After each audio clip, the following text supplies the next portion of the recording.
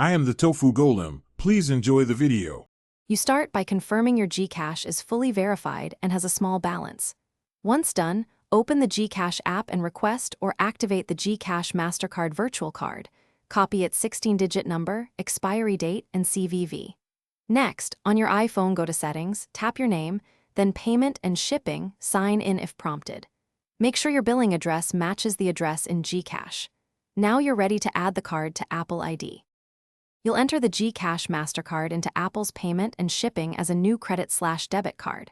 Type the 16 digits, expiry, CVV, and carefully select Philippines as the country so the address formats match. Once you save, Apple will attempt to verify the card. You may receive a one-time authorization charge that releases in a few days. Allow Apple to complete verification and enable Face ID or Touch ID for fast approvals.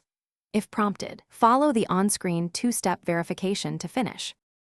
You should test the connection by buying a low-cost app or renewing a subscription. Choose a small amount so any temporary authorization is minimal. If the charge declines, first confirm the Gcash MasterCard is active and funded, and that your Apple ID region matches the card's country. If problems persist, remove and re-add the card, restart the device, and try again. One key troubleshooting tip: contact Gcash support.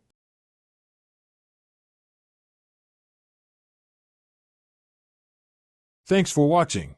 Consider subscribing if we helped you today.